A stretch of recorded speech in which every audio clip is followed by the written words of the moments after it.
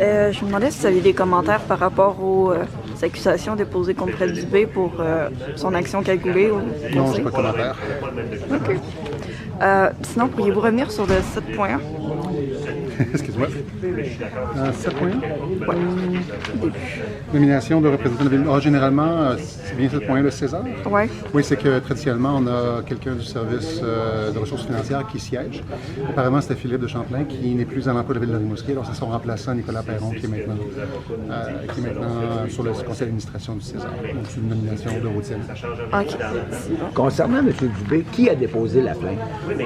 Écoutez, c'est la Sûreté du Québec qui a décidé De se plaindre elle-même. Parce que moi, c'est ma compréhension. Parce que c'est une surprise, ça. Là. Écoutez, je pense que si c'est une accusation criminelle, la Sûreté du Québec peut le faire par elle-même. Il n'y a pas eu de plainte déposée de la part de la ville, à ce que je sache. Sinon, concernant, je vais aux nouvelles. Oui. Bon, pour ce qui est de l'ordre du jour, aujourd'hui, on a un deuxième frigo Ricky. Oui. Vous avez donné l'autorisation pour en installer un au parc Beau Séjour. Dans ce contexte-là, est-ce que vous recevez de plus en plus de commentaires de la part des citoyens qui sont dans le besoin? Comment ça se passe? Je vous dirais que de notre côté, on ne reçoit pas, mais on reçoit via l'Action populaire Rimouski Énergette et l'ASPER, en fait, les commentaires et l'état des besoins qu'il peut y avoir. Alors, il y avait effectivement un besoin selon ces organismes qui ont l'expertise, qui ont vraiment l'expérience de première ligne, comme quoi on avait besoin d'avoir un tel frigo. Alors, après avoir discuté avec les organismes, on a décidé effectivement de permettre l'installation du deuxième. Puis, pour ce qui est des hôtels, on a les Jeux du Québec qui Oui. s'en viennent bientôt. On a l'hôtel du gouverneur où il se passe pas grand-chose. Est-ce que vous avez des nouvelles? Vous en vouliez jusqu'à tout récemment, un petit peu d'impatience? C'est encore, on a de l'impatience bien sûr, j'aimerais ça qu'on puisse résoudre la situation le plus vite possible, mais il reste qu'il y a des discussions qui sont avec différents promoteurs, avec des projets potentiels, mais pour l'instant je ne peux pas en parler évidemment, mais il y a des projets qui sont discutés présentement, tant du côté de la ville que du côté de la SOPER également, qui est responsable du développement économique.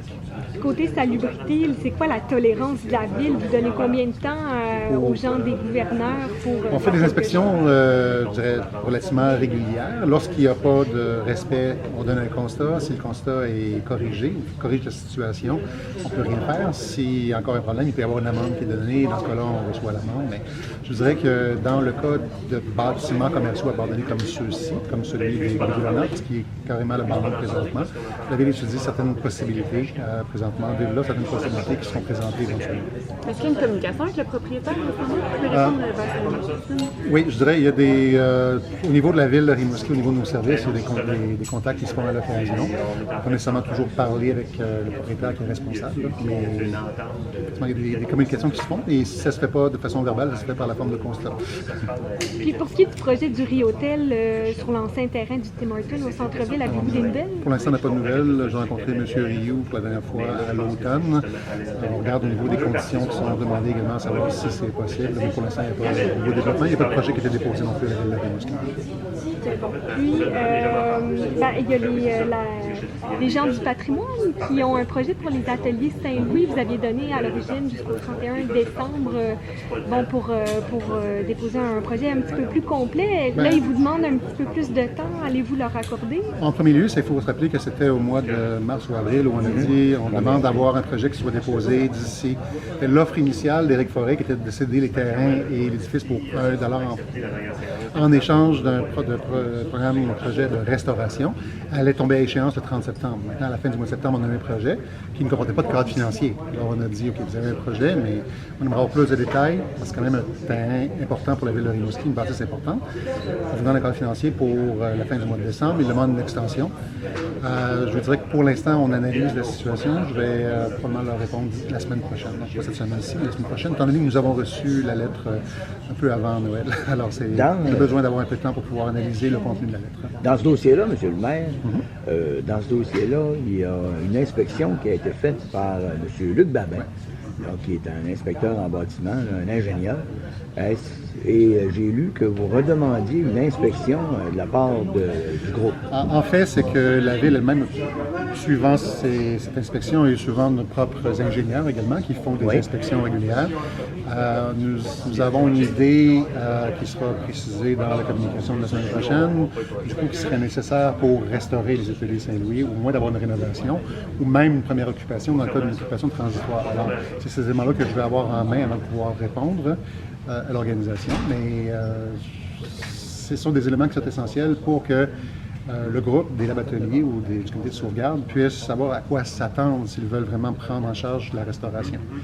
À la lumière de la réponse qu'on va leur donner, ils pourront décider de continuer de l'avant ou non, mais pour l'instant, on n'a pas eu de cadre financier de leur part. C'est ça. Si on a un cadre financier, on pourra savoir s'ils ont les reins assez solides.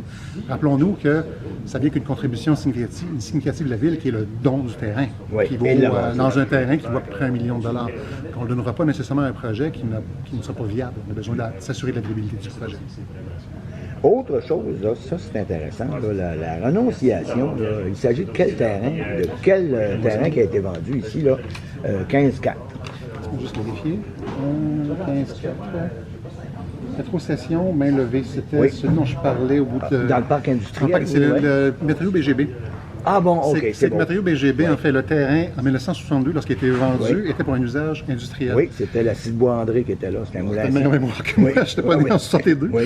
Mais donc, avec l'usage n'est plus industriel déjà depuis un bon bout de temps, puis avec l'optimisation de la zone commercialo-industrielle, c'est vraiment un usage commercial, non plus un usage industriel. Donc, techniquement, on aurait dû demander un remboursement du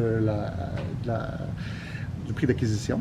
Mais comme c'est une décision de la Ville, puis comme c'est vraiment plus administratif qu'autre chose, on laisse tomber ça. Donc, la résolution, c'est davantage pour dire on ne demandera pas à ce que la vente soit renversée, soit annulée. C'est très bien. Donc, ça répond à la question parce que je me demandais où c'était. Ouais.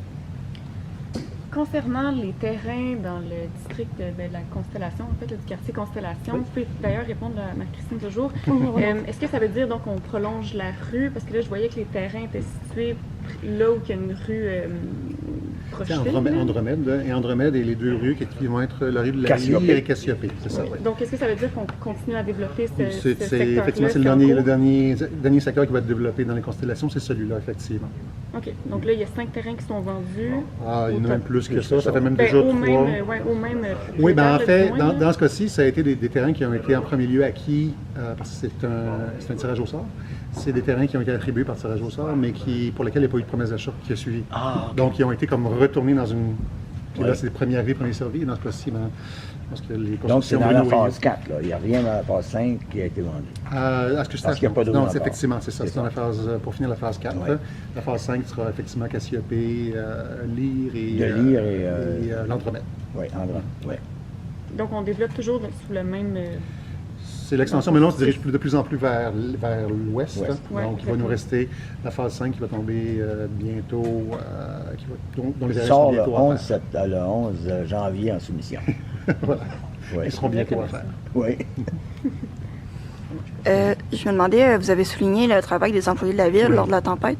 Ils ont vécu ça comment? S'ils ont trouvé qu'il y avait assez de ressources pour répondre aux demandes? Au niveau des ressources, je pense que c'était vraiment une belle entraide. Tout le monde était prêt. C'était vraiment impressionnant. On savait qu'il allait y avoir une tempête. On ne savait pas quels seraient les dommages causés par la tempête, mais on savait que ce serait un événement climatique important. Donc, les gens étaient déjà mobilisés.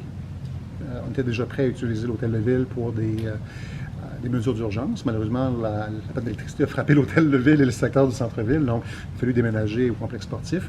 Ça a été, la planification était excellente, la coordination était excellente également. On a passé les premiers éléments, tenté d'être en contact avec Hydro-Québec pour savoir quelles étaient les zones priorisées pour les rebranchements.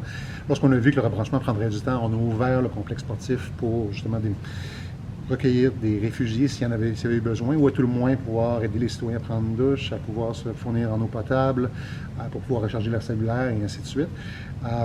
Donc ça a été fermé, ça a été réouvert lorsqu'on a vu que c'était de plus en plus long.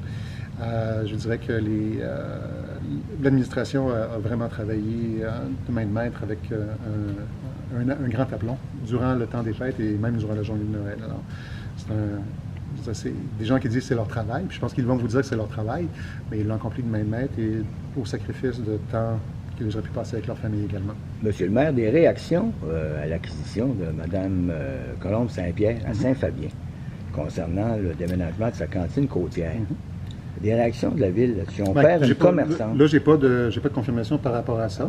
Oui, Euh, mais il y a mais effectivement eu transaction. Si effectivement il y a eu transaction, Oui. bien, on souhaite bonne chance pour pouvoir avoir cette nouvelle entreprise à Saint-Fabien, Saint-Fabien. plutôt qu'à Rimouski. Son restaurant demeure toujours à Rimouski. Oui, oui. Ma compréhension, c'est que si elle a une acquisition d'une cantine, c'est une acquisition qui pourra se faire aussi à Rimouski éventuellement. Donc, Oui, mais là, Ce il qu'on a- s'agit ce qu'on- du conteneur. là. oui, Il s'agit, effectivement, là, mais de- ce oui. que j'ai mentionné l'an passé, ce qui est encore le cas présentement, c'est qu'il y a des consultations et que les directives sont données à l'appareil municipal pour nous assurer que le règlement qui interdit actuellement les food trucks et les conteneurs, oui. ou les installations de cuisine de ce type Oui. soient soumis à moins de contraintes. Présentement, c'est entièrement Bon. interdit. Et Oui. donc, la directive est donnée.